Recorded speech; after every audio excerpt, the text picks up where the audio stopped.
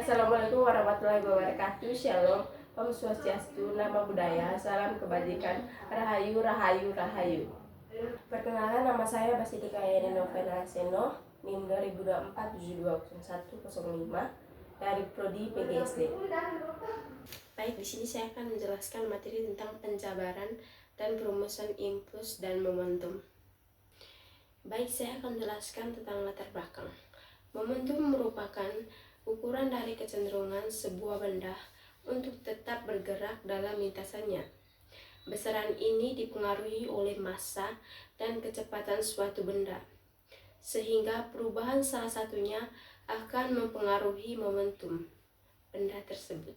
Di sisi lain, impuls berkaitan erat dengan perubahan momentum dan menggambarkan efek dari gaya yang bekerja selama selang waktu tertentu.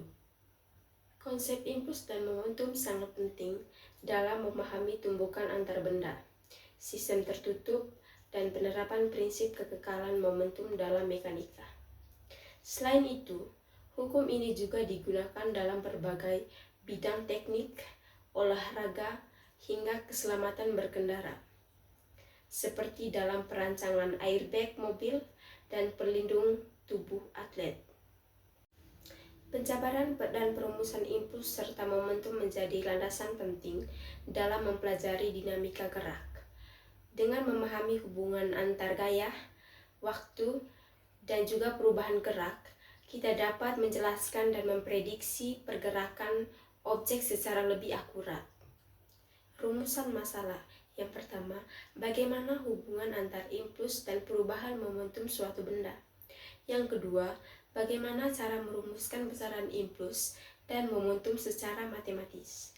Yang ketiga, bagaimana penerapan konsep impuls dan momentum dalam kehidupan sehari-hari. Yang berikut tujuan. Yang pertama, menjelaskan hubungan antara impuls dan perubahan momentum. Yang kedua, merumuskan besaran impuls dan momentum secara matematis. Yang ketiga, mengidentifikasi penerapan impuls dan momentum dalam kehidupan sehari-hari. Yang berikut penjelasan. Yang pertama, hubungan antara impuls dan perubahan momentum suatu benda adalah langsung dan sebanding. Ini berarti impuls yang diberikan pada suatu benda akan sama besar dengan perubahan momentumnya. Impuls sama dengan delta momentum. Secara matematis, I sama dengan F dikali delta T sama dengan delta P sama dengan M dikali delta V. Keterangan. Yang pertama, I sama dengan impuls atau NS, Newton satuan atau kg dikali M per S. Yang kedua, F sama dengan gaya yang bekerja, N atau Newton. Yang ketiga, delta T sama dengan lamanya gaya yang bekerja, S atau sekon.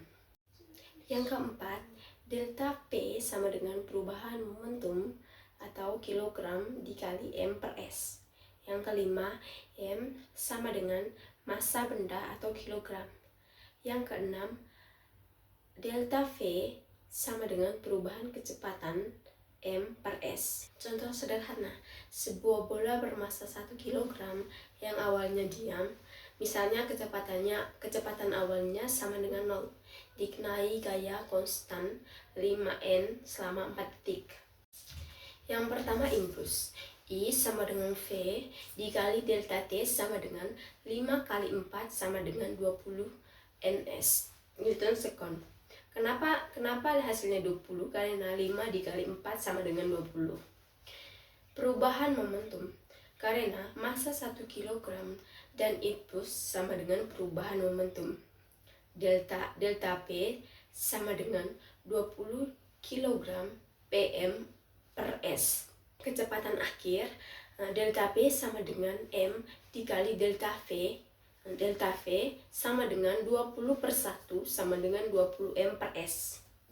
Baik, saya akan menjelaskan materi yang kedua, merumuskan besaran impuls dan momentum secara sistematis.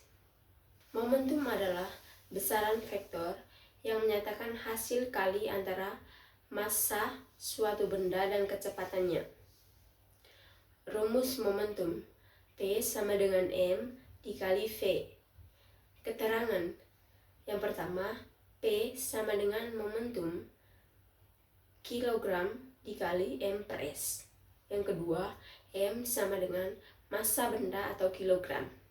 Yang ketiga, V sama dengan kecepatan benda atau M per S. Contoh soal momentum.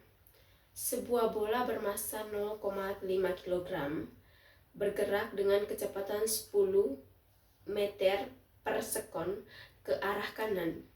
Hitunglah momentumnya. Jawaban, P sama dengan M kali V sama dengan 0,5 dikali 10 sama dengan 5 kg PM per S.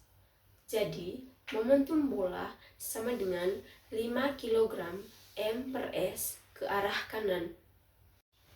Yang berikut impuls atau I. Rumus impuls dari gaya I sama dengan F dikali delta T. Rumus impuls dari perubahan momentum yaitu I sama dengan delta P sama dengan M delta V2. M dikali V1. Contoh soal impuls. Sebuah benda bermassa 2 kg mula-mula diam, lalu diberi gaya sehingga kecepatan menjadi 6 M per S dalam waktu 3 detik. Hitung impuls yang dialami benda tersebut.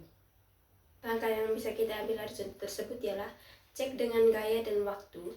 Jika diketahui gaya, misalnya gaya konstan, F sama dengan delta P per delta T sama dengan 12 per 3 sama dengan 4 Newton. Baik, saya akan jelaskan materi yang ketiga, yaitu penerapan konsep impuls dan momentum dalam kehidupan sehari-hari sangat banyak. Karena kedua konsep ini berkaitan dengan gerak benda dan gaya yang bekerja dalam waktu tertentu.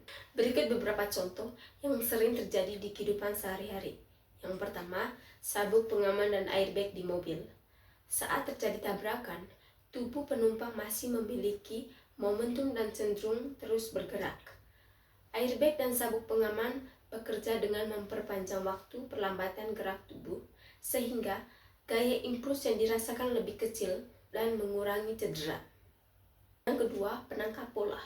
Ketika menangkap bola yang melaju kencang, tangan akan merasa sakit jika bola langsung berhenti mendadak.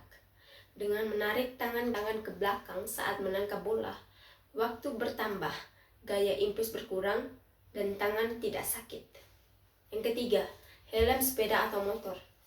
Helm dirancang untuk menyerap gaya saat kepala terbentur. Busa dalam helm memperpanjang waktu tumbukan untuk mengurangi gaya impuls ke kepala untuk melindungi otak dari cedera. Baik, di sini saya akan membacakan kesimpulannya. Penjabaran dan perumusan impuls dan momentum menggambarkan bagaimana gaya yang bekerja dalam waktu tertentu mempengaruhi gerak benda, dan bagaimana hukum kekekalan momentum berlaku dalam berbagai interaksi. Prinsip ini sangat penting dalam analisis gerak, tumbukan, dan sistem dinamis dalam fisika. Baik, itu saja materi yang bisa saya presentasikan.